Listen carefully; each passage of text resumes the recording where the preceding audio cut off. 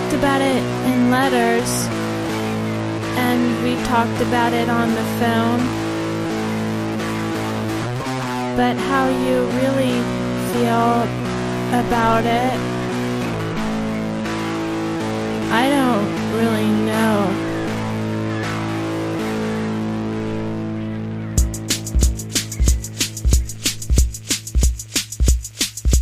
What's your take on Cassavetes? What's your take on Cassavetes? What's your take on Cassavetes? What's your take on Cassavetes? Misogynist. Genius. Misogynist. Genius. Misogynist. Genius. Misogynist. Genius. What's your take on Cassavetes? What's your take on Cassavetes? What's your take on Cassavetes? Welcome to There's Sometimes a Buggy, Irresponsible Opinions About Classic Film. I'm Elise. I'm Dave. This week, it's the Hollywood Studios Year by Year, Fox Film Corporation, 1933. We'll be discussing State Fair, the original film by Henry King, and The Devil's in Love by William Dieterle. So I feel like I say this almost once a week, or certainly when we do this series, but two very different films. Yes, it would be hard to find two more disparate studio entries than these two. And you know, the whole theme of this series is trying to figure out whether the studios in fact had a character and what that was and who was responsible for it. State Fair definitely fits the profile as established by Ethan Mordden for Fox. Well, yeah, the fact that Fox had stars like Will Rogers and I guess later people like Betty Grable is what gave him his thesis for the character of the studio, but certainly the Dieterle film doesn't fit that at all. Presumably the Dieterle film is something the studio itself wanted to do because in many ways it seems like their attempt to do a Joseph von Sternberg type thing. Yeah, that's trend chasing. It's even got a story by the person who wrote the story for Shanghai Express. Exactly. I would say that State Fair feels like a product that comes organically out of the studio, and Devil's in Love is just something that they're dabbling in, and Dieterle is not on a long-term contract with the studio, whereas Henry King is about as long-term an employee as you can get. He was still making movies for them in the 60s. Now, as far as Fox being the Rube goes, well, you first showed me this film, State Fair, a few years ago. I had never even heard of it, or Will Rogers. I've always loved this movie. And yeah, this movie is truly magical. It is. I know nothing of the Rogers and Hammerstein musical and desire to know nothing of it. That's something that they created based on this story. And then... Yeah, originally it was a novel. I love the remake as well, the 45 version, the musical with Dana Andrews and Gene Crane. It's good. I don't want any other version of this story except for this one. Just this one. Well, if I had this movie is very special. If I had to pick just one, I would certainly pick this one. I agree. We've seen other good movies by Henry King, because he frequently worked with Jennifer Jones. Podcast favorite Jennifer Jones. This one really feels like a masterpiece. He made several masterpieces, yes. There are a lot of people, in addition to Henry King, who are interesting players in the creation of this film. There is cinematographer, and we should say the only version that seems to exist. You said this was a restored version that we watched, and it's still not in the greatest shape. This is so much better looking than the version that I had taped off TV in the 80s. That was just murky as hell. The sound is terrible, and you can see the images clearly enough to know that the cinematography is great. The best I can come up with for a reason for that is that because of the remakes, the original version somehow just got lost in the shuffle and nobody cared about keeping it in decent shape. But now it's in the National Film Registry, and I guess they've been working on it as much as they can. Who is cinematographer Hal Mohr? He won the Oscar for cinematography twice with the Reinhard Dieterle Midsummer Night's Dream, which is, of course, a very gorgeous-looking movie. Beautiful movie, yes. Also with the 1943 Phantom of the Opera. Oh, okay. His cinematography here is a real contribution to the feel of the film. And it's also very expressionistically shot at moments. Yeah. So these shots are innovative, not just the overall look. Yeah, Henry King really understood what he was doing with a camera. He's not just doing paint-by-numbers direction. It's true. Like, even we were commenting when we did Song of Bernadette about there being a certain amount of expressionism to the way that's filmed as well. Mm-hmm. Moving on to... Terrific cast. Some of whom we've had occasion to remark upon before. Louise Dresser, I think we must have mentioned this when we did. We did. Scarlet Empress. I was remembering our discussion of her. Yeah, so that's maybe her greatest film performance, playing the Dowager Empress, the Empress Elizabeth, as a vaudeville part, basically. Here she's the Empress of Pickles. And apparently she played Will Rogers' wife a few times. So they were paired up quite a lot. It takes a real trooper to keep up with Will Rogers in his rustic act. Well, she sure does. And of course, Janet Gaynor, already a great big star for Fox. Yeah, Lou Ayres, Sally Eilers, you remember her from Bad Girl, the Borzage film. Very different role here. Norman Foster, I love that guy. He played these kinds of juvenile roles in the 30s, but he's best known today as a director. He directed Journey into Fear, the Orson Welles movie. Some say Orson Welles sort of ghost-directed that one, but he also did some other films, including Kiss the Blood Off My Hands, which is a really interesting noir. So Lou Ayres, of course, mostly known for playing the drunk brother in Holiday, as well as... Well, he's in All Quiet on the Western Front, Dr. Kildare, terrific in a bunch of late 40s films in his comeback after World War II, like Johnny Belinda and Dark Mirror. He's one of my favorite actors, and he had a real rough ride. I mean, he was a star for a couple of years, faded into character parts, although did incredible stuff in them, like in Holiday. Then he gets into real trouble because he's an extreme leftist and pacifist, refuses to fight in World War II, but volunteers for the ambulance corps, and that sort of saved him for a while. Hollywood let him be in some movies in the late 40s, and then he's blacklisted, and he doesn't come back until Otto Preminger brings him back in Advise and Consent, like he did with a lot of people, bringing them back from the blacklist. He was married to Ginger Rogers, too, and that sounds like it did not go well at all. Why would it? Except for maybe some hot sex for the first month. Left-winger and drunk, paired up with teetotaling right-winger. That was never going to work out.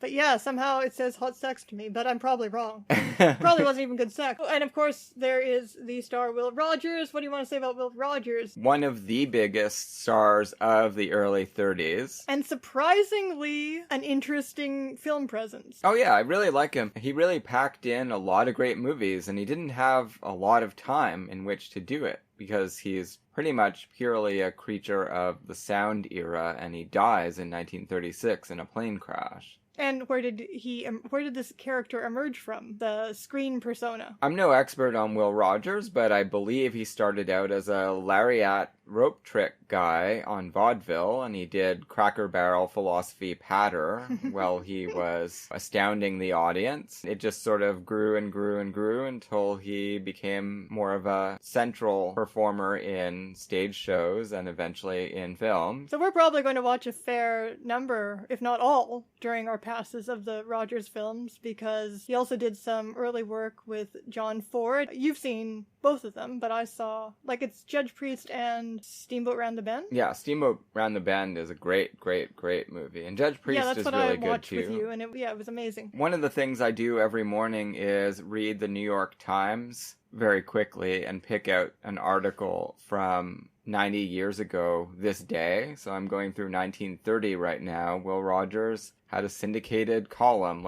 one paragraph that he clearly put no effort in. They're fucking terrible. He was phoning it in. Most of the time. He probably wasn't even writing them himself. I don't know what's going on with that column. Maybe 1 out of 100 is amusing. In any case, that all makes him sound terrible, which is what makes it so surprising that he's a very engaging presence. No, I kind of like that he was able to get all kinds of money out of a syndicated column that is just absolutely dreadful.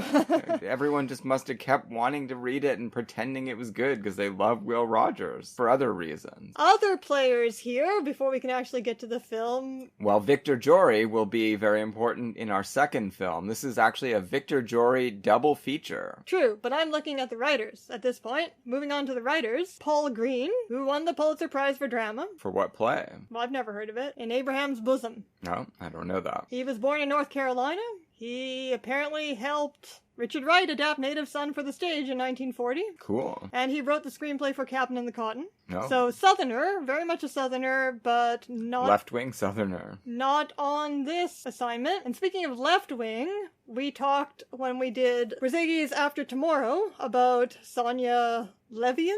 I have no idea how to pronounce her name. The Russian-born Jewish screenwriter who had the anarchist father and was some kind of radical feminist and socialist who purportedly stopped talking about politics once she became a sought-after Hollywood screenwriter. I don't know, I think you can see some leftism in this version of State Fair. Absolutely. No, this is not rustic corn. It's about rustic characters or people living in a rural area, but it's certainly not meant exclusively for the Hicks. Well, actually, watching this made me again think about how awkward I find what Riskin and Capra were trying to do in Mr. Deeds Goes to Town, as opposed to the organic way in which this movie manages to be a sophisticated movie about unsophisticated people without making fun of them. Well, sure, but this is a totally different enterprise. A superior enterprise. I think this is probably a better movie than Mr. Deeds, for sure. It certainly does not take what I was saying about Mr. Deeds. This certainly does not take unsophistication as its ideal. On the contrary. Oh, no, of course not. And that seems to be a departure, just based on Wikipedia, as usual, seems to be a departure from the novel, which was set in Iowa. Yeah, it makes sense. Say it in other versions. In the 45 version, I'm pretty sure they spell out that it's in Iowa, yeah. Right. In the novel, the difference is, well, you know, the Cracker Barrel philosopher who reads Emerson and Mark Twain and Thoreau that we meet at the beginning. Well, that's Frank Craven. He is a very famous Broadway actor. He was the stage manager of Our Town on Broadway and in the film. Our Town gets in there. So he makes a prediction at the beginning of the film. Yes. Right? Compensation. Talking about Emerson's compensation. Well, in the novel, apparently this prediction comes true in that both siblings come home without a romance. The daughter decides to stay with her beau back home because that's the kind of life that she wants to lead. Well, this is a good change. This is a very good change, and it changes kind of, in my mind, it probably changed the whole tone of the film to make these relatively positive experiences, even if in some ways devastating, because they both undergo such a change at the fair, but not for the worse. No, this is definitely not a keep your kids away from the big bad fair kind of storyline. Yeah, it's absolutely like a Fox version of a pre-code. Yeah, everyone was making pre-code films. I know, but even the Fox version is very different than the other versions that we've seen, but this is 100% a pre-code. Americana pre-code. And there's no judgment. No, absolutely no sexual not. Judgment at all. Sally Eiler's character is fantastic. Yeah, and I think maybe, it seems likely from the plot summary that there is more judgment in the novel. But imagine Again, so. I haven't read it. Did I even say who the novel was by? It was by Phil Stong. So, let's get into this. As you mentioned, it's probably in Iowa. It's certainly in the Midwest, the upper Midwest somewhere. The family is getting ready for another trip to the big state fair. This year they're very excited because they've got big chances to win some prizes. Abel Frake, played by Will Rogers, has a prize boar. And he's absolutely obsessed with it. Blue Boy. That hog is wonderful looking. One of your favorite animals? Well, they're all good. Ma, Louise Dresser, Melissa Frake, she has high hopes for her pickles and her mincemeat. Why does she think she particularly has good chances this year? I was wondering. Well, it's hard to say. She still doesn't expect to win because everybody always loses to that other woman. Right. But I guess hope springs eternal. We get some sort of thematic context from things that people let drop about how the fair is life. In fact, there's a little intro. A title, yeah. Right, at the beginning of the movie. You go to the fair and... with high expectations, and then it's all over sooner than you know it. Yeah, and they keep talking about... they mention a few times, if they did win these big prizes at the fair, there would be nowhere left to go after that, so it would be kind of a disappointment. That's the pinnacle in Iowa. Just like in life. Yeah. So that's where the older generation is. They are on a mission. The kids, they're going because... well, they each... Janet Gaynor's character, Margie, she confides to her brother that she wants to raise hell. Yeah, that's true. Or at least she daydreams about it. She doesn't seem like she's actually going to take any major steps to put it into action when the movie starts. She just thinks she's it'd bored. be interesting. You can see right away in her interactions with her mother, that this daughter has, well, speaking of our town, like Emily, has a modern, complex consciousness. Yeah. Even though she may or may not want to go live some kind of modern life in the city. But she is bored, and she wants to have some experiences. She's aware of the world beyond her farm and the neighboring farm run by the milk guy that she's supposed to marry. When she tells Lou Ayres that she read his articles in the newspaper, do you think she really did? It kind of sounds like she did. Yeah. His articles on world affairs and what's going on, the Bolsheviks, what they're doing in Russia at the moment. And Exactly. What else would you do if you are an intelligent person living in 1933 in Iowa on a farm? You probably would voraciously go through the newspaper, especially if it's news of the world. Sure. So, Sure, but that's not the way a character like this would, necessarily, a naive farm girl would necessarily be but that's portrayed. not what she is. Exactly. Now, the son, he's more in the mold of his father. He's probably going to have a prize hog himself someday, but he does have some little side ambitions, and one of them is to get back at the evil barker that took $8 off him the year before in a kind of rigged game. Now, he decides to rig it back by spending a year practicing the ring toss. I already feel very cozy at the beginning of this movie because I grew up in rural Manitoba, and I am not many generations away from these people who sort of, the parents, who kind of remind me of my own great-grandparents. There were glimpses of this kind of vanishing world of the rounds of small-town rural life. You spent a little time as a very young child in North Dakota, which is not too far from Iowa. Oh, wow. I saw nothing of North Dakota other than my nursery school and the bus that took me there. And even Manitoba is not too far from Iowa. It's just on the other side of the border from North Dakota. It's true. These are your people. They are my people. They are my people with their mincemeat, their hogs. That's the setup. We are told that both the kids, we already mentioned that Margie is not exactly engaged, but everyone expects them to get engaged, including the prospective groom, who's already got her penciled in. Now, the movie knows that she's not going to marry this guy from the beginning, of course, of course it knows. They have cast him according to the screenplay they've written, and he is a goof. The movie wants you to not want her to marry him. It could have ended on a very sad note with her getting stuck with this guy. It is believable. He's not a terrible person, but he doesn't listen to her, and he's got terrible ideas about how to live. But when they talk to each other, you do feel that she would be happy. She's going to be able to choose the site for their home, and it seems like she would be happy living the kind of life he wants to lead. That does seem true. Yeah. She's just not at all interested in him. He's just a boring guy. Except, as you say, a bit of a blowhard. The son as well, Wayne, has a steady girlfriend. He doesn't seem too enthralled with her, but also there are no problems that we're told about. It's just that they've just been going along and maybe on autopilot are planning to get married at some point. So we get a little humor at the beginning of the movie with the parents and this business with the mincemeat. The mother thinks it's going to be scandalous. Melissa thinks it's going to be scandalous if she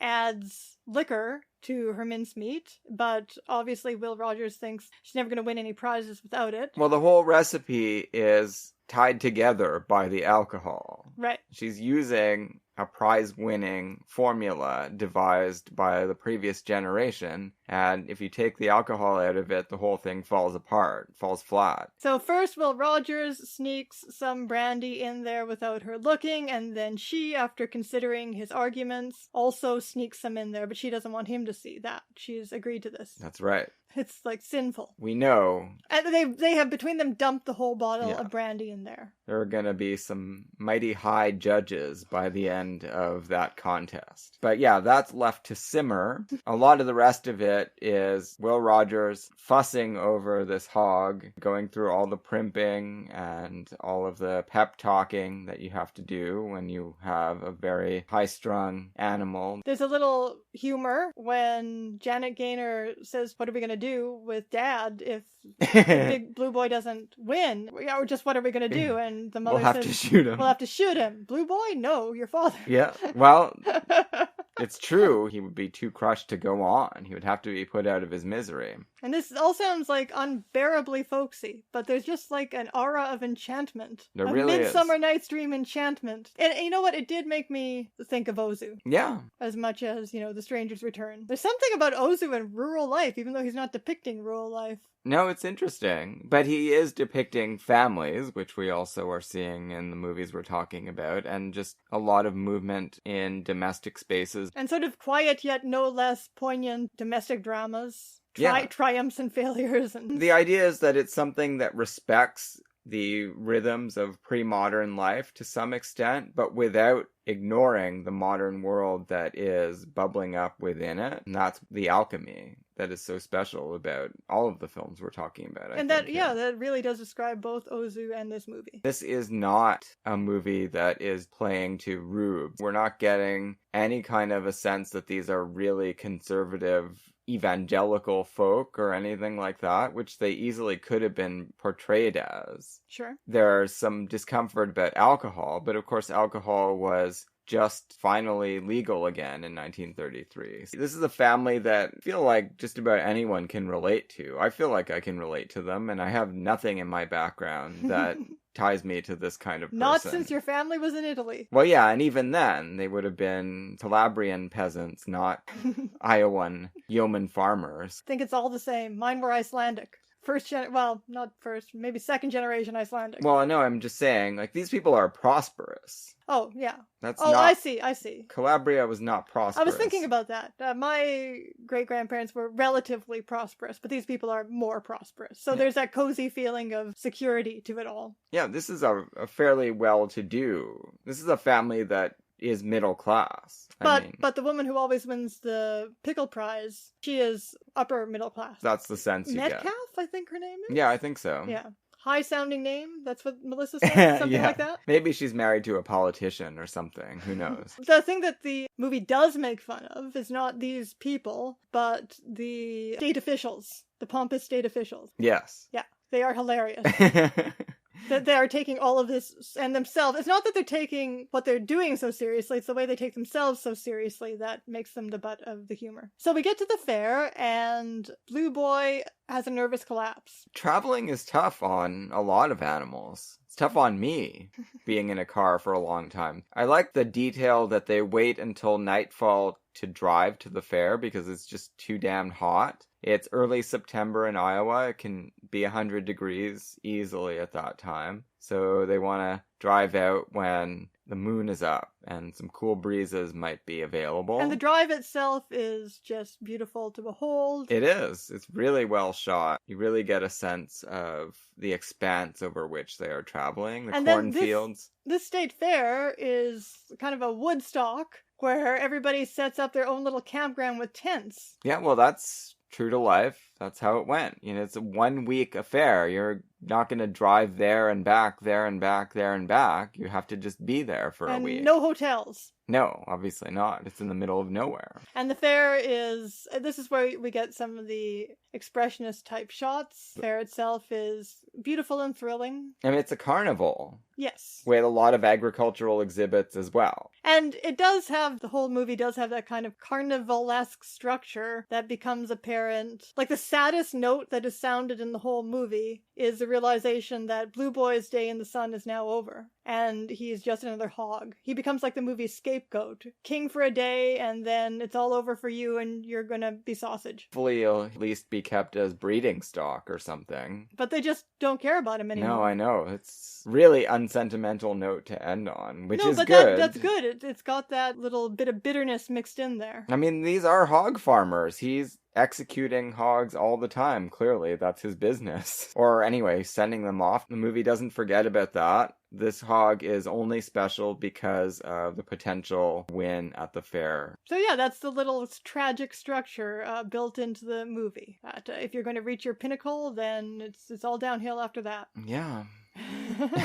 These fairs are really interesting, right? This was a time when what was knitting America together, if anything was, as a country. Certainly radio was starting to do that because there were national hookups by the early 30s. and you were hearing everyone in America could potentially hear a lot of the same radio programs. But another thing would have been these state fairs, where these troops of carnival folk would go from state to state, and none of them are Iowans. You're meeting people from all over the country at these fairs, and normally that wouldn't be the case. It only just occurred to me that there's no, speaking of prosperous farmers, there's no indication of the Depression in this movie. No, it's true. It almost feels like if you're talking about this idea of Americans coming together and getting something not wholly negative out of that, maybe that is part of the optimistic feeling. Rural America, for the agricultural sector in general, the Depression, except in places where like the Dust Bowl hit, the Depression didn't really change anything because there were already problems throughout the 20s in the agricultural sector. So business was a little bit down, prices were down throughout the 20s and 30s, and farmers were having trouble anyway. So the Depression didn't really make things terribly worse, probably. They were like throwing out food because there was no market for it. That's exactly the image you always get from the period. That was a problem, obviously, yeah. FDR had started some alphabet agencies that were working to solve those kinds of issues and sending more subsidies. For Abel Frake, it was probably business conditions not too much worse than whenever the book was written, if it was written in the 20s, as I assume. The novel's for 1932. Oh, really? Okay.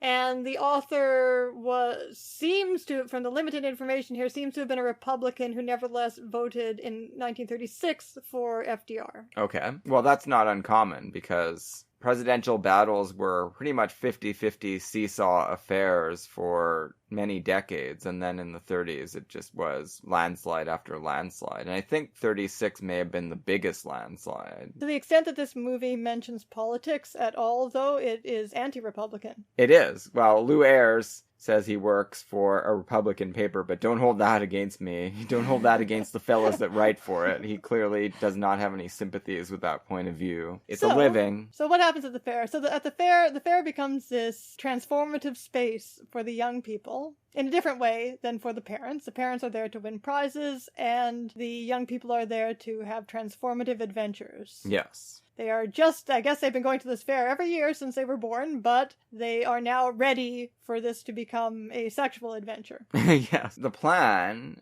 is for the siblings to go around together at night, but that gets kiboshed before it even gets started, because during the afternoon of the first day, Wayne implements his plan to show up Victor Jory, the evil hoop toss barker, and he does. He gets in there first and buys 3 hoops. I don't actually know who I feel worse for. Like, they're both jerks, really.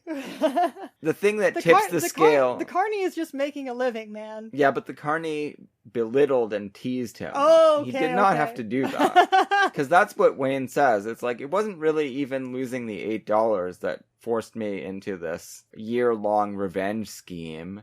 Is the fact that you taunted me as I lost all the money to you, and then I won a prize that wasn't even what it purported to be. So yeah, I do feel like it's justified revenge.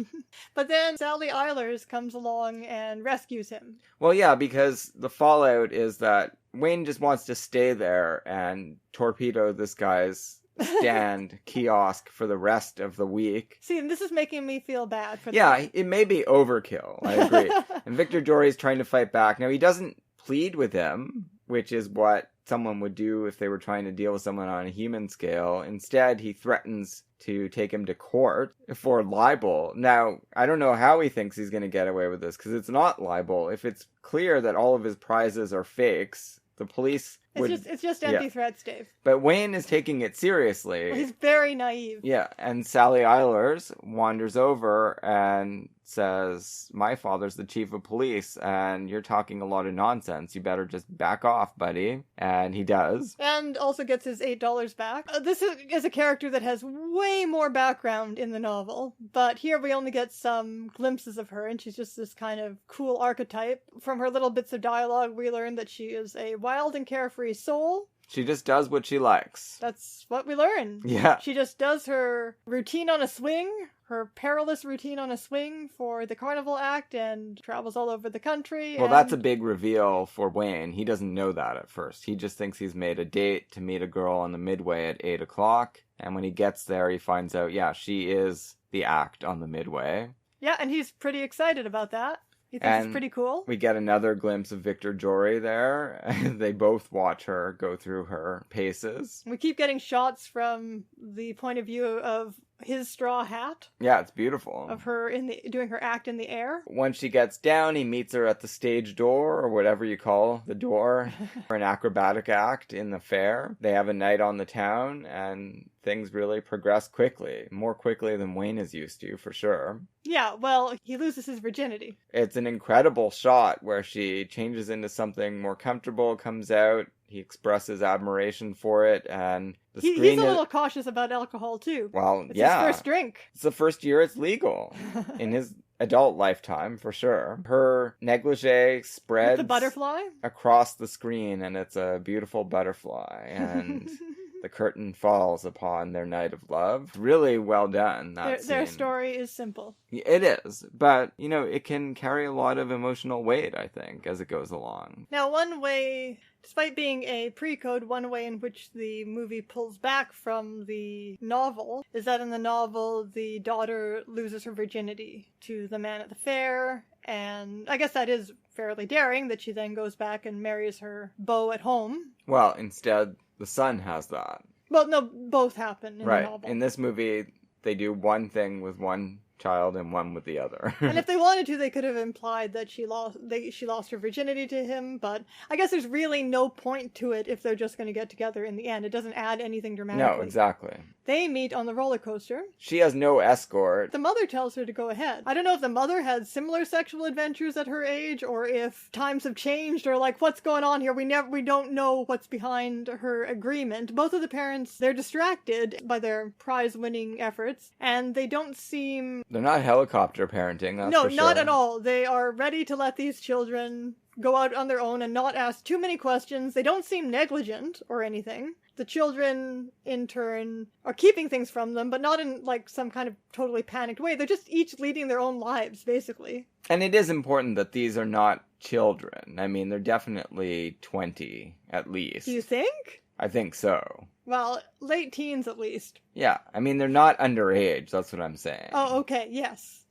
It's just sexual propriety. It's not 14-year-old or 16-year-old kids we're talking about here. Well, this is what we're talking about in terms of how is the movie negotiating modernity, because they're not concerned about protecting their children in terms of age, but, yeah, again, it's just a question of, are you going to be overly vigilant about sexual propriety, or are you going to relax and think that just not worry about it too much and kind of let them take care of themselves? Exactly. And yeah, the parenting in this film is excellent, I think. Margie gets on a roller coaster. She's all by herself, so you never know who's going to be sitting next to you on a roller coaster. In this case, it turns out to be Lou Ayres, and he notices that she is freaking out. Man, if you get on a roller coaster and you're sitting next to a strange guy, and he starts getting creepy with you, you want it to be this guy.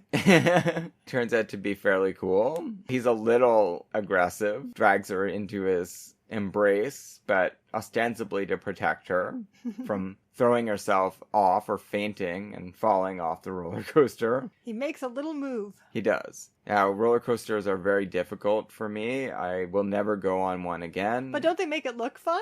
No, not at all. I suppose so, but motion sickness is not fun. When I went to Expo 86, I was 10 years old and went on the upside-down roller coaster, and my uncle dared me to sit in the very front car, and so I went on it several times in the front car, and I was fine, and I had a good time, but one day I ate too many hot dogs, and I threw up on the bus on the way home, and that was embarrassing. Yeah. All because of that upside-down roller coaster. If that happens to Janet Gaynor, we don't get to see it. No, it's tough on the system. She makes it through, and then he kind of dares her into taking a second trip on the coaster. At first she refuses, but then, she doesn't want to seem like a coward, so she does it. They get closer as the evening progresses. They start to find out things about each other, and they have the usual first date stuff, but really well done. Yeah, they just have a very nice, easy rapport. Yeah. It could be Setsuko Hara and some guy she likes in an Ozu movie. It's could that be. simple. So it turns out Lou Ayres, as you mentioned, is a newspaper reporter. He's got a bit of a philosophical streak. And we actually find out later that he knows the Emersonian storekeeper because he covered a story down in their town. A bit of a philosophical streak. He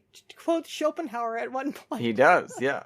To the effect that all of the things that we desire, when we get them, if we get them... We don't feel pleasure, we only feel relief. Exactly. And then we continue. The cessation of desire is in itself the goal.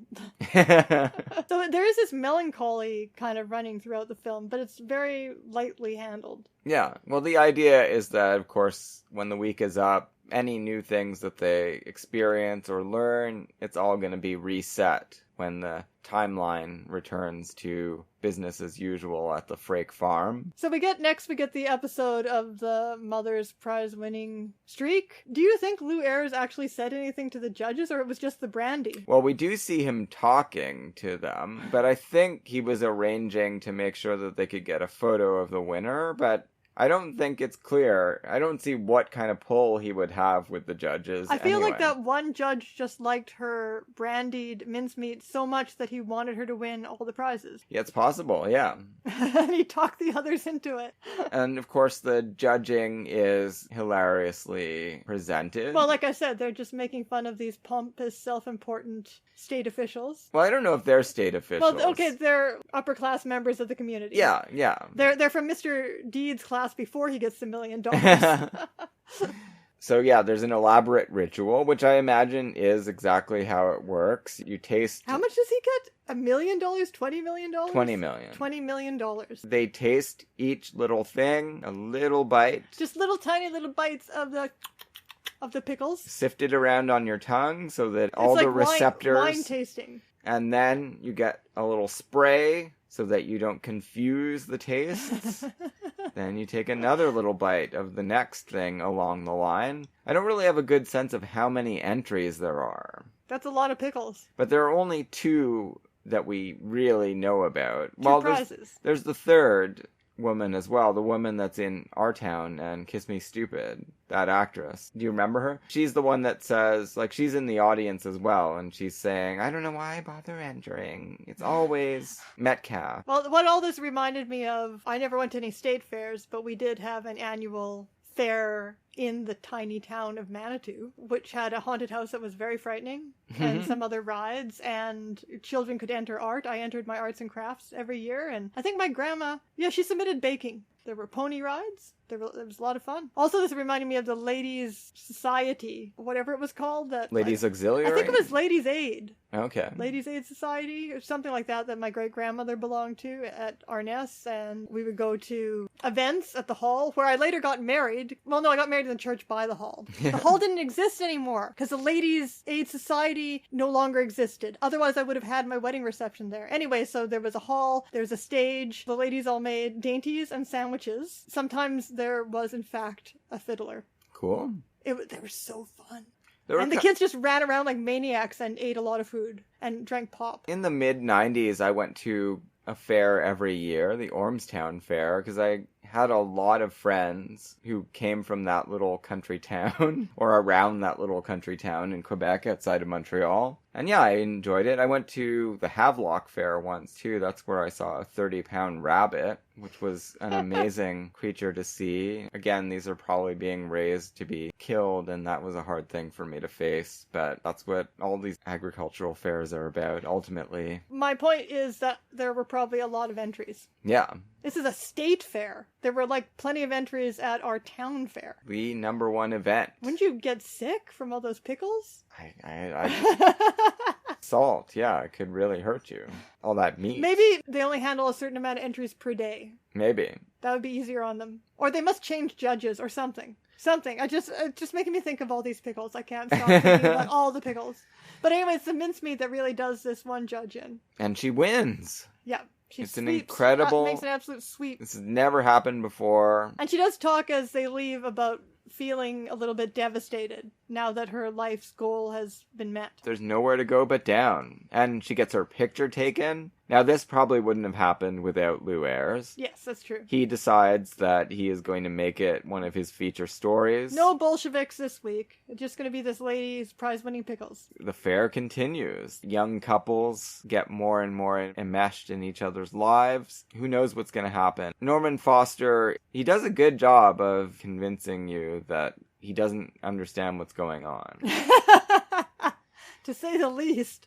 Like, he really thinks this is a prelude to marriage, because that's how he thinks courtship works. Sure, you sleep with a girl, you marry her. Exactly. Especially if you like her. He really likes her. Yeah, she's cool. So then there's the drama of Blue Boy. He also meets a girl. He does, and that's the only thing that saves him, because from the moment they get there, as we mentioned, he was depressed. He's just lying on the ground. Will Rogers tries everything. He threatens, he cajoles, he pokes.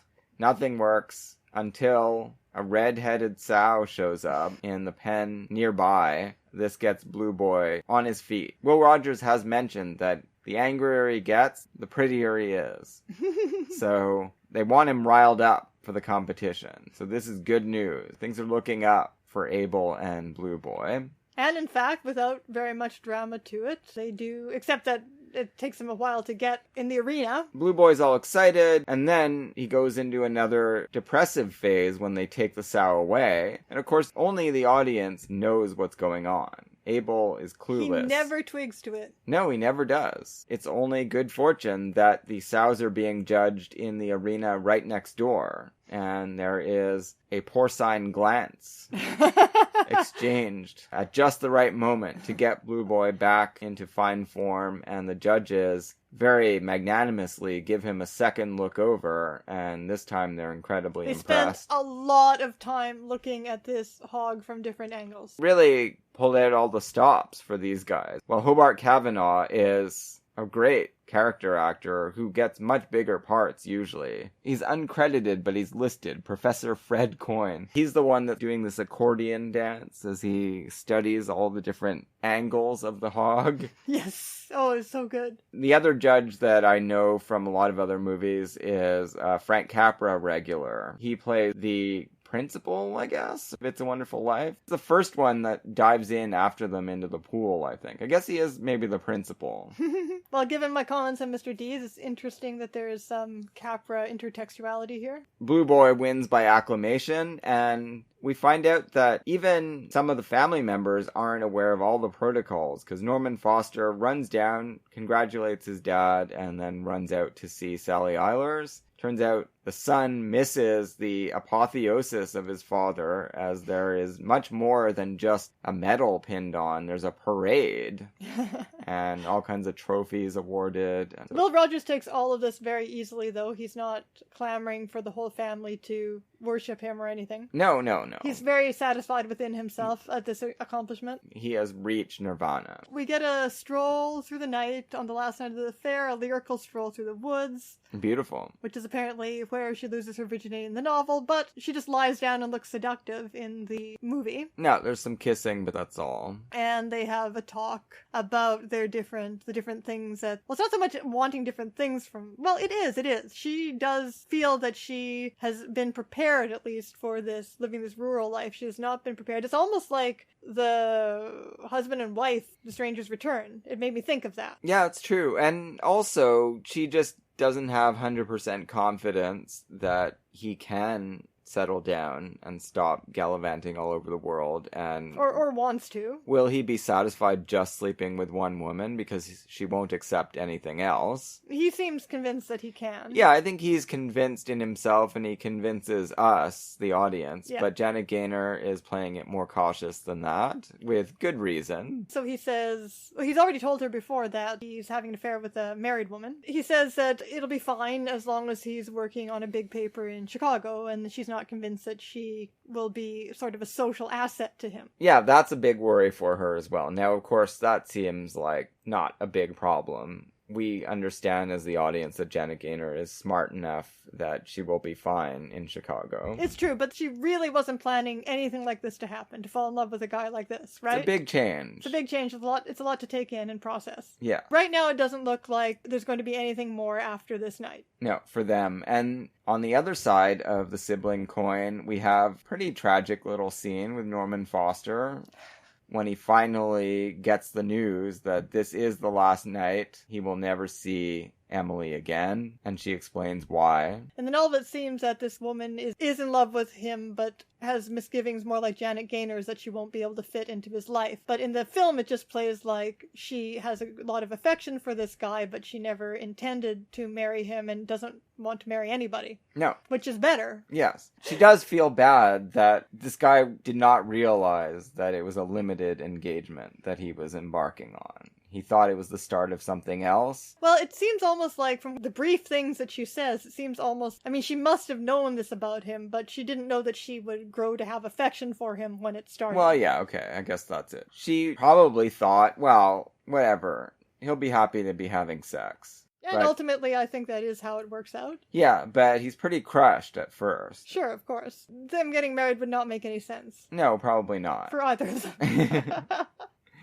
He's just got a wrong idea in his head. And then the capper is that the old folks... Oh, this was great. This is so great. Resting back at the camp. Well, first of all, though, Will Rogers has a moment with his daughter. He says... pretty sweet. He's realizing that... He's got the best-looking hog and the best-looking daughter. Not just Blue Boy. He's got more to be proud of than that. Well, the mother is fed up with... Well, they finally realize... him being obsessed with the hog. They finally realize about all the alcohol that went into that recipe. Well, they start. Judge goes off his nut. He does, and Will Rogers reads this out loud, but the mother still doesn't seem to have put it together. Well, I mean, she knows, but she doesn't know that... She doesn't admit it at this point. Right. Anyway, then they have won their prizes, and there's nothing left to do there, and Will Rogers is just going to sit around like a lump all night and read the paper, and she wants a little romance and excitement, so she kicks him out of the chair. Yep. And tells him, "You're taking me out to the fair." Very Empress-like at that moment. Well, this is how you have to be with this man, because he gets very monomaniacal. But they have a great time. They're riding the carousel. What do you think about... Yeah, they're riding the carousel like they used to do when they were young. And then they see a tent with a scantily clad array of come-on dancers outside of it. Yeah, this is pretty amazing the way all of this goes. So he starts talking about Blue Boy again on their night out, and she tells him to get his mind off that hog, and then he sees these skimpy dancing girls, and he's like, "Well, mother, my mind's not on the hog anymore." She's not upset about this. She seems fascinated. Like, this, to her, just even to see these women is scandalous and exciting for her. Yeah, she doesn't even pretend to be scandalized, though. No, but she's getting a thrill. She's engrossed. She's getting a thrill out of it, though. Yeah, they both are. And obviously this An illicit is thrill. Calling them back to their sexual selves. I mean, you have to read this as she wants to go in there so that this old dude will get aroused enough that they'll be able to go back to the tent and have sex. Yeah, the dancers might be arousing her too. I don't know. She looks like they are. She certainly does. It's very interesting. She just thinks it's naughty even for her to be looking at that. Yeah, but she wants to go in. Ultimately, the point is that he is not, like Blue Boy, he is not easily aroused.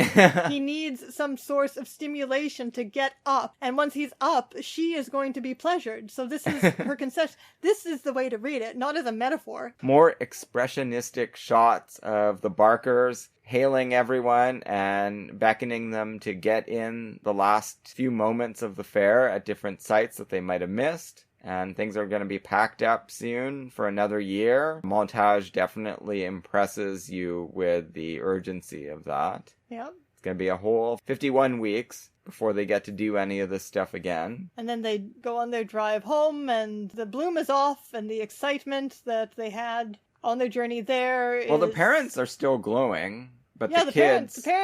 The parents are like Ozu parents who have learned kind of moderation, to only expect so much, and they've kind of learned how to be contented with that. Yeah. Their cup is more than full after this visit to the fair. The kids, however, are looking a little peaked, and Blue Boy objects to the speeding of the car, and Will Rogers says, "Shut up, you ain't no prima donna anymore." Yep. So like I Brutal. said, there's, a few petals have been shed here. Yeah. They get home. Our friend, the storekeeper, drives by to tally up the results of the fair. Will Rogers gives his verdict without really consulting anyone. He says, look, we won all the prizes. Nobody lost any limbs. We're all back safe and sound. So you owe me $5 on our bet. Frank Craven is a little bit more suspicious about this. He wants to really gauge the emotional state of the participants. And he seems to sense that the kids are not exactly on board with what Dad is saying. But a couple of things intervene. One is just that Wayne, I guess he's thought it over. He's had some time, and now he realizes he does have a pretty good thing with the girl back home, and he says he's going to see her and stay for dinner. No, he just had an exciting little adventure. He's a little more experienced now, probably won't mention that to anyone. Janet Gaynor definitely is looking like she might lose Abel that bet, because she seems like she's going to bust out crying any moment. Well, she was crying on the way home. Well, yeah. And when the phone rings, a bunch of things happen. The mother says, oh, it must be your beau, the milk guy. And she's like, oh, God, please, someone else get it. But then, before the ringing stops, they notice that, no, prospective fiance is coming up in his car. So it's someone else calling, and phone calls obviously don't happen that often here. So she runs in to get it, and it is Lou Ayres. And it also starts pouring rain. All it took was for him to show a little bit extra commitment to their affair by actually driving down to their town, which we already know he knows all about because he's covered it for the newspaper. And he says he's waiting a little bit down the road, and she sprints off to see him. And she says she's never had such a great time, and Frank Craven loses his money. It's a romantic run in the rain. You and I have been talking on this podcast for many years about what is the first romantic movie ending run. There was a sort of version of it in Love Me Tonight, which is even earlier than this movie. But this is actually a run. And there's rain, too. So that's pretty standard. This is not something you could do on a stage, so it has to have been invented by film. The only question is, did they do it in silent film? It doesn't seem like the thing you could do in silent film because those movies were so much more Victorian and melodramatic. It doesn't fit. It's interesting. We'd have to explore that a little more. Now, this one's different from some end-of-movie runs that we get because there's no actual time/plot element to it. We already know he's actually waiting for her down the road. No, but sometimes she's not trying to catch up to him. He's there. In a romantic run where they both know that they want it and they kind of both come together, and that can happen. It's true, but usually someone might be taking a plane and you have to let them know before they take off. Well, that's how it happened in Love Me Tonight with the horse. Exactly. There's and often the train. That element to it. It's really just there as a flourish, a stylistic flourish. And well, yeah, and it conveys the emotional state that you want. Oh, yeah, I'm not demeaning it. I love it. Just the elation that you're supposed to be feeling. I don't think it's just the elation, though, because I think it does convey the feeling of an almost mischance. Even though there is no time element. Exactly. It does visually, because if he hadn't made that phone call, then everything else would have been different. Exactly. So that's State Fair. Terrific movie. Definitely see it if you can. See it in the best version that you can. So this movie, The Devil's in Love, also has cinematography by Hal Mohr, posing as Joseph von Sternberg. It's beautifully shot, this movie. It suggests Sternberg, but it's definitely not copying Sternberg. No, it's got its own thing. It also suggests French Foreign Legion films without really being at all like a normal French Foreign Legion movie, which is good. And as I said, the story is by Harry Hervey, who also did the story for Shanghai Express. So we start out with really cliche stuff. What do you think the title is about? Consul of the Damned is the AKA for this film. I guess it's got something to do with the forced confession that he gets out of the guy at the end. I don't know. Well, yeah, this whole thing... Okay, well, before we start talking about the plot, would you say... Because we've spoken... When we did Red Dust, we said that you could easily read this as an anti-colonial film because it's depiction of colonial conditions in South Asia.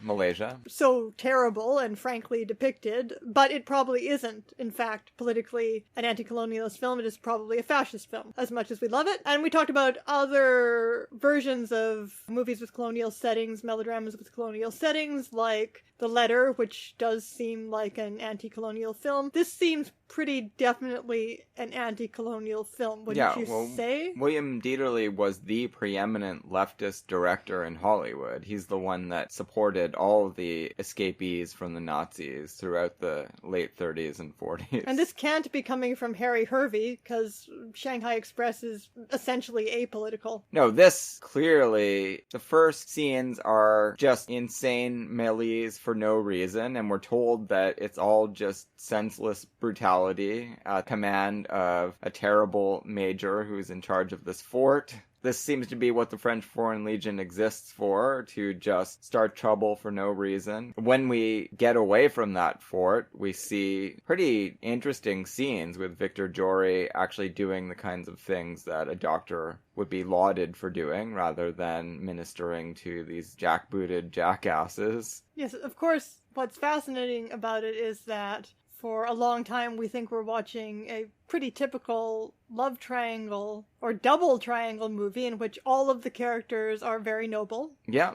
And, you know, that's interesting enough. But then at the ending, Victor Jory turns out to be as bad as anybody. It gets very complicated at the end, which is fascinating. Yeah. So yeah, that's what I feel like The Devil's in Love has to be referring to. Yeah, he becomes a devil during that interrogation scene. We'll save that for the end of our discussion. The politics on this base, as I mentioned, they are commanded by a demon. Yeah, it's less Beau Travail, Billy Budd than Captain Bligh. Pretty much. So everybody hates this guy. He's responsible for untold suffering, both amongst his own troops and the people in the countryside, and the people who have to be his servants. So we're introduced to all of this. We have two great friends, Victor Jory. I really like Victor Jory. It's interesting. He makes a weird leading man. Yeah, he didn't get to be a leading man for long, but he had a great long career. He winds up playing a lot of villains. You may know him from, well, he is in Dodge City. He's in Gone with the Wind. He plays the Yankee who becomes an overseer. Oh my god. Like a real awful, monstrous character. Played the Shadow in a memorable serial from, I think, maybe 1940, 41. And he's really good in that role. I would have loved to see a real movie with him playing Lamont Cranston, the Shadow. And yeah, his career just goes on and on. He's in pretty substantial character parts throughout the studio era into like the 50s and 60s, I think. Right at the beginning here, they're giving him, well, that role in State Fair was clearly intended to build him up as something.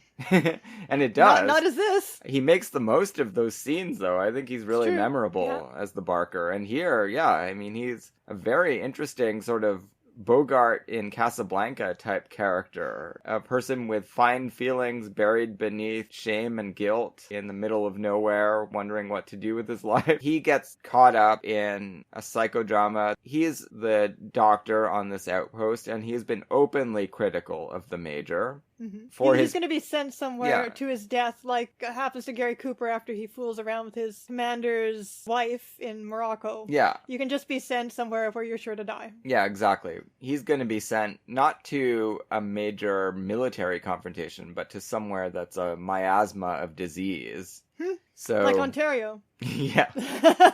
That's the situation for him. Now, his best friend, played by David Manners, who works with Dieterle quite a lot in the early 30s because he's in The Last Flight, which we've discussed in 1931 Warner Brothers. He's in Man Wanted, where he is secretary to Kay Francis, an amazing movie. 3 times Manners and Dieterle working together. It's interesting. And isn't he the male lead in Miracle Woman?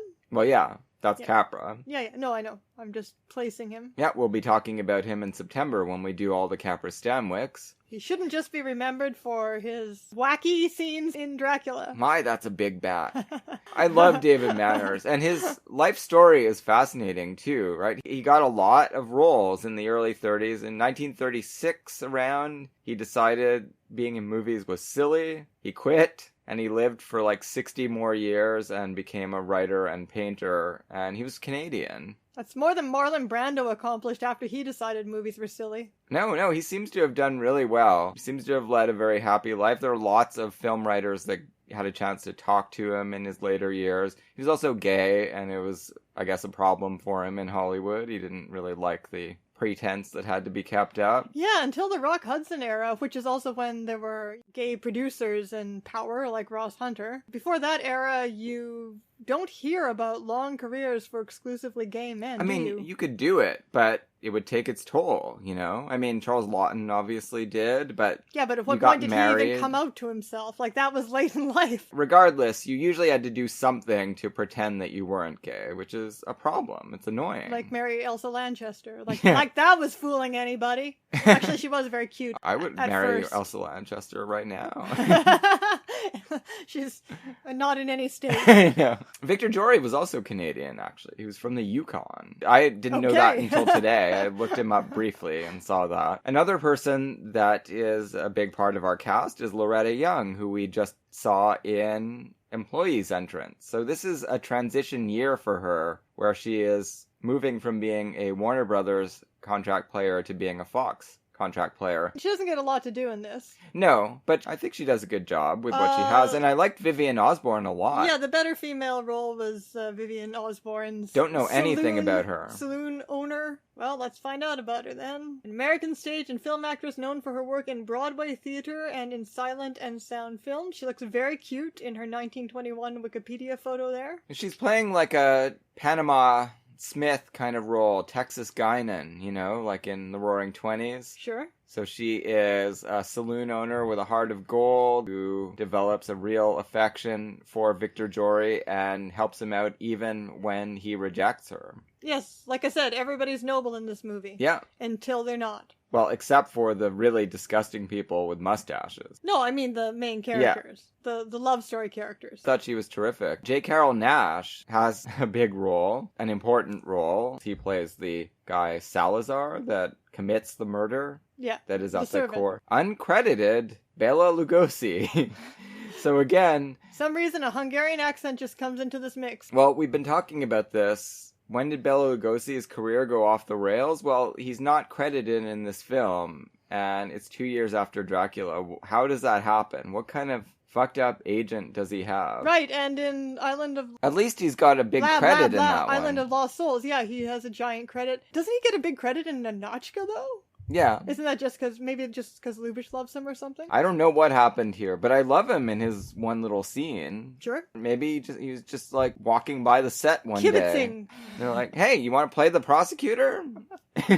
He does a good job. And those scenes are incredible. So we haven't really talked about it, but Victor Jory is sentenced to go off to this pest hole disease. He sort of makes an offhand comment about how he could kill the major for this. It's overheard. By and Salazar. Salazar, we have seen, has been beaten mercilessly, a manservant on the base to the insane Captain Queeg, Captain Bligh dictator. He needs relief from this situation, and he decides, well, I'm never going to get a better chance than I have right now. Everyone knows the doctor hates the major, and he goes in there, tampers with the doctor's bag. The dog barks, but nobody is watching. Puts some poison into the mix. And then there's more. Other people are overhearing more discussion of the major distrusting the bromides offered by the doctor, but he has to take it because he's in pain. Drinks it down, and next day he's dead. It's pretty much an open and shut case as far as the court-martial is concerned. Here, Dieterle and Mohr go to town with expressionistic shots. The most famous for me, I mean, I guess nothing in this movie is famous,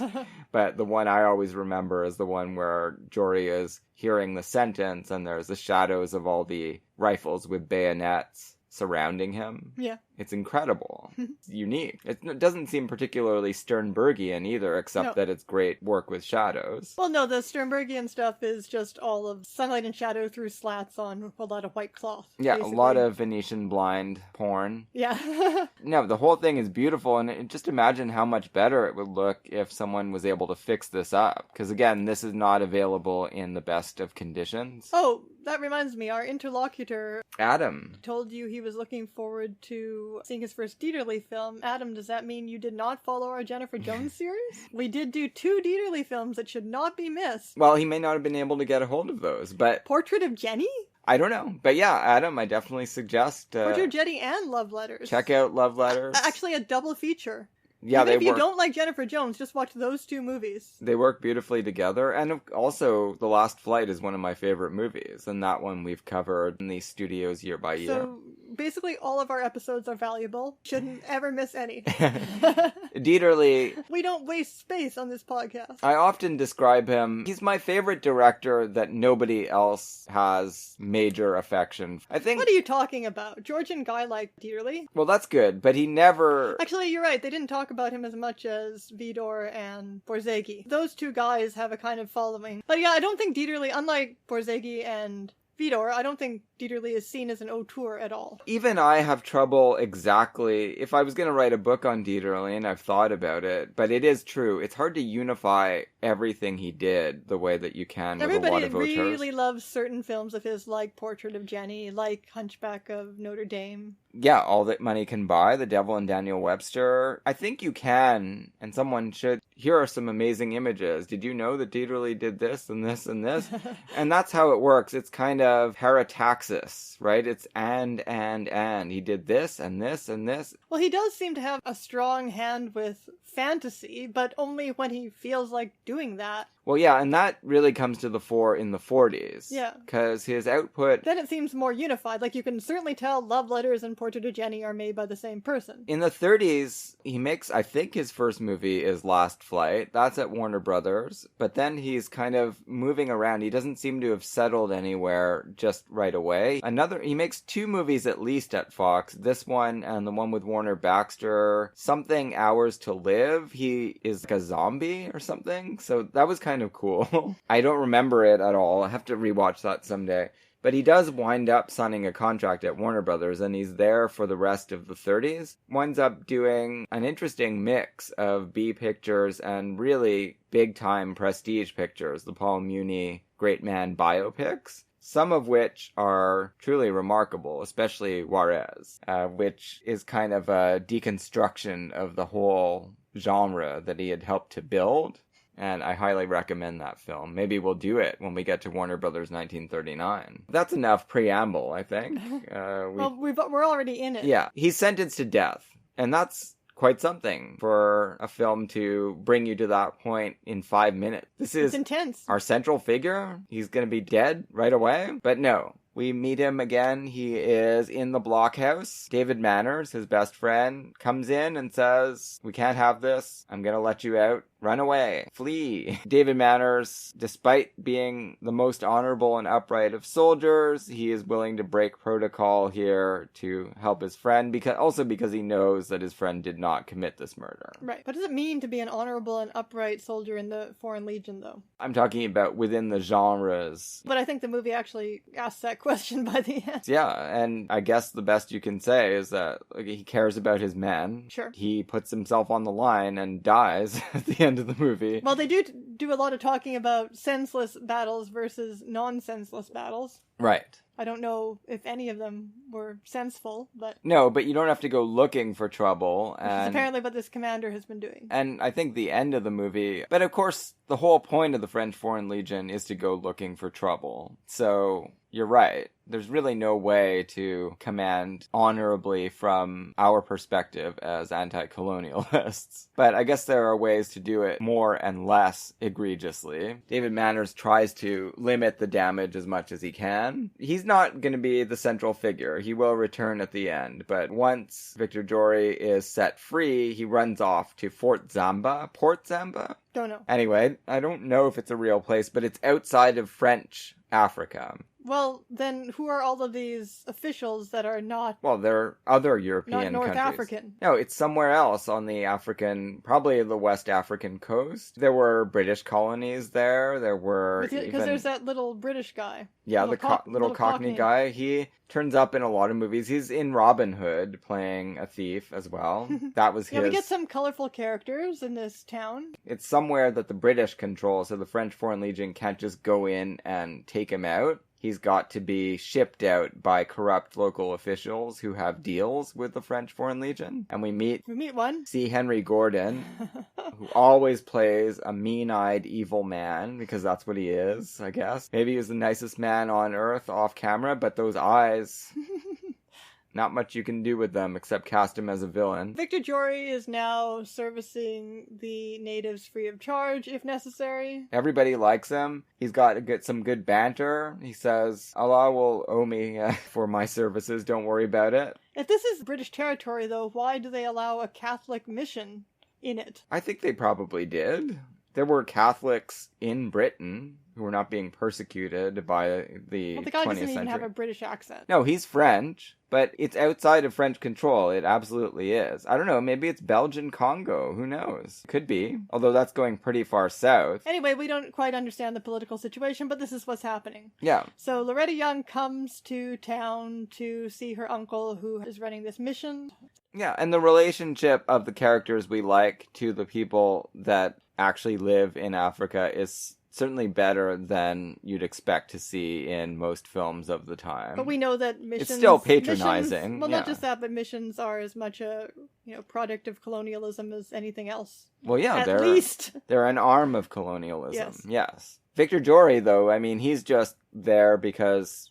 all he can do is doctor and... Or get drunk. Yeah, and there are people there who need his help, and he's just doing it. And he does join forces with the mission, partly as a way to get a little bit more protection from exposure to the local police, and also because he finds Loretta Young there. That's a kind of meet cute. Sure. He's got his protege, the Cockney thief that you mentioned. He gets quite a nice little set-piece scene where he steals her purse and then accepts a tip from her later. Then he turns it in and gives an account of the whole thing to Victor Jory, who scolds him. Victor Jory has taken on, he's conducting it with the pickpockets who have come in from Europe, so that's a little better. What is this guy even doing in this colony? I don't know, just drifting around.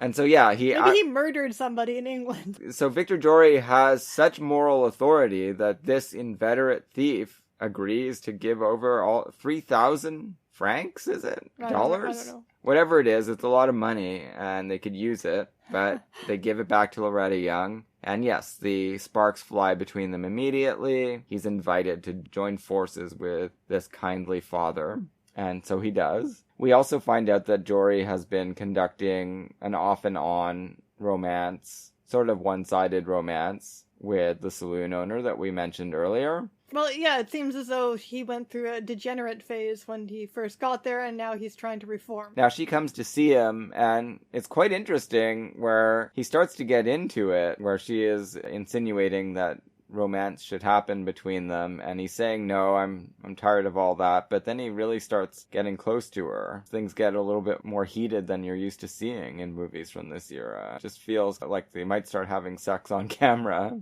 Well, this, again, is the pre-code. Yeah, she says, see you later tonight then.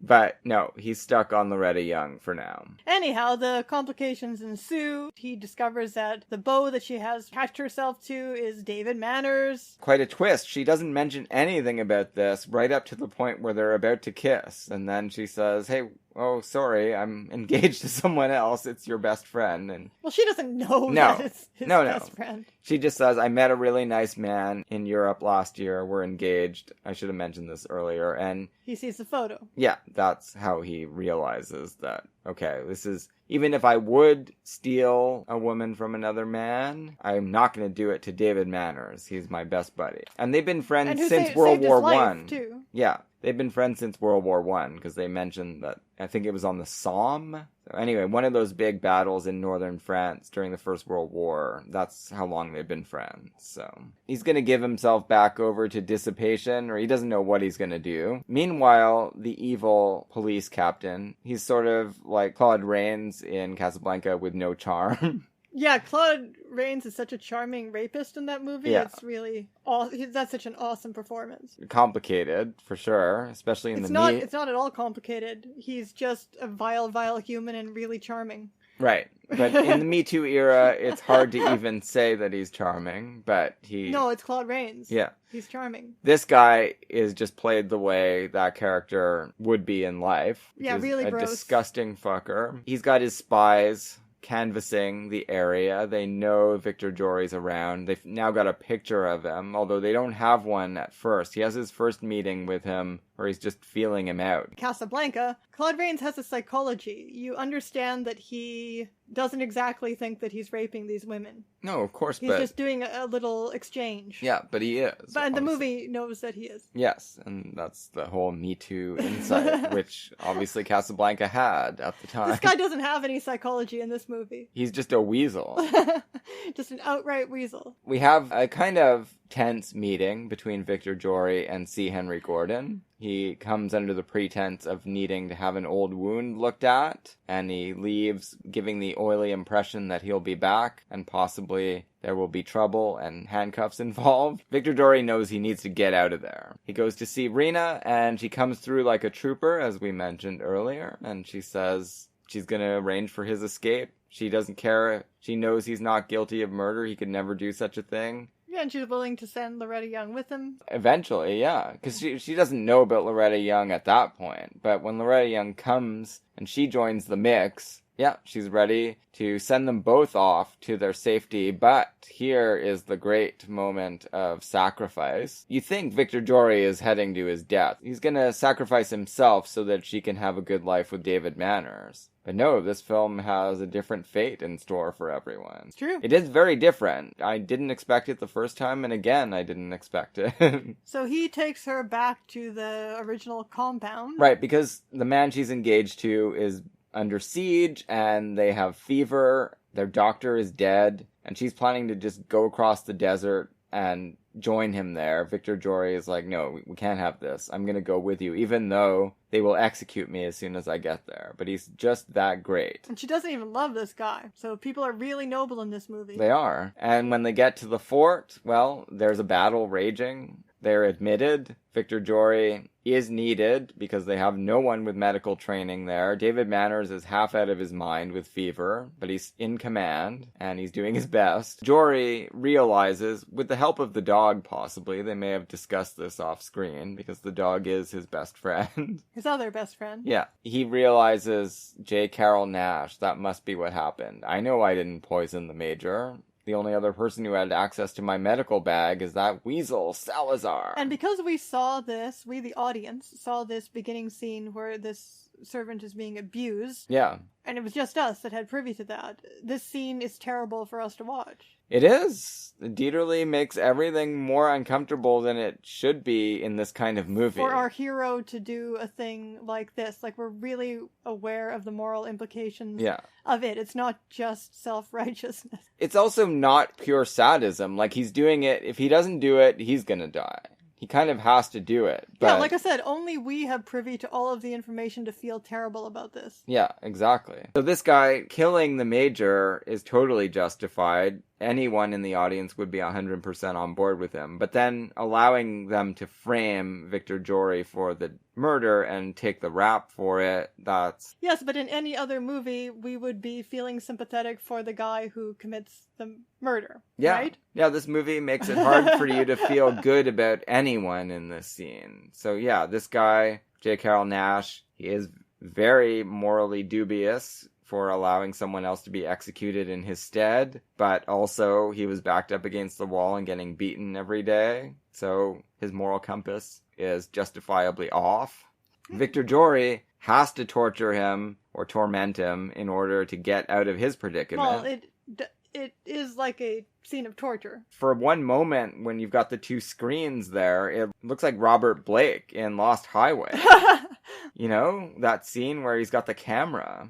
It's an incredible shot. Yeah. Go to your maker. You'll be fine going to your maker. You have a clear conscience. Yep. It's a ruse. The doctor violates all of his oaths by giving a false diagnosis, telling this guy he's going to burn up and die of fever. Salazar admits that he is the killer. And Akim Tamiroff is there, overhearing. He's one of the, I guess, other high-ups at the fort. So it's not just David Manners that hears it, so that's it. Victor Jory is exonerated. And then the battle heats up to a greater pitch. This is the part that made me wonder about the movie's political allegiances, because there is such heavy emphasis on the superior artillery of the Foreign Legion.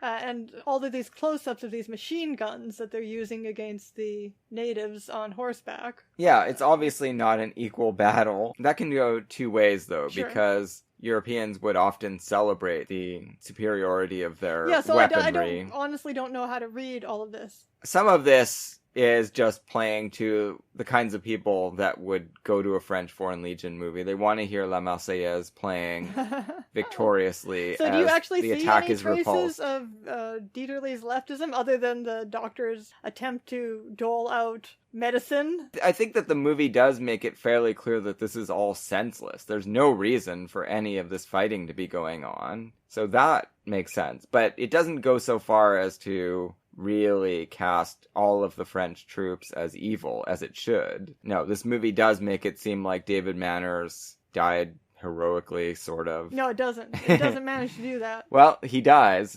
He sure does. And he gets a monument to him, and Victor Jory and Loretta Young live happily ever after.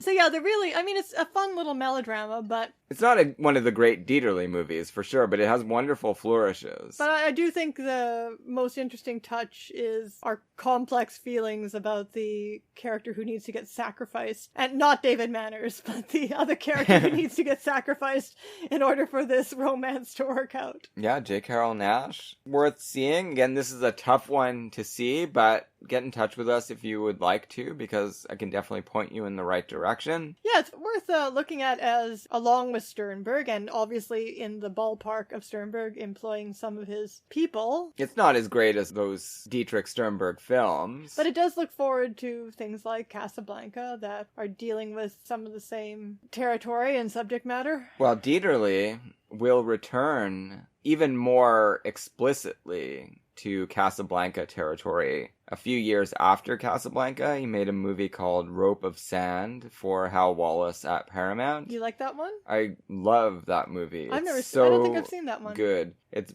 Burt Lancaster, Corinne Calvet. You've talked about it, but... Diamond mining in South Africa. You know what? We did watch this. Yeah, we need to watch it again, though. Paul Henreid is a really sadistic military official or police official, so here he's playing kind of against his Victor Laszlo type. Right. But you've also got Peter Lorre in the film, you've got Claude Rains in the film. Diamond mining, so does that mean it's more of an explicitly leftist film? Very explicitly. It's fantastic. And Claude Rains has an amazing ambiguous role in this one as well. Rope of Sand, 1948, we'll do it. We'll do it sometime when we get to 1948. What's on the menu next time? So next week, Elise, we return to the Acteurist Oeuvre Review. Finally back to Setsuko Hara. This is part 6. We're going to be talking about Narusa's Repast and Ozu's Tokyo Story. Wow. The third greatest film of all time, and might even be better than that. I don't know. I don't even think it's the greatest Ozu film. But... No, but it's still one of the greatest movies ever made. Sure. Looking forward to both those movies. Repast is no slouch. That'll be then. See you soon.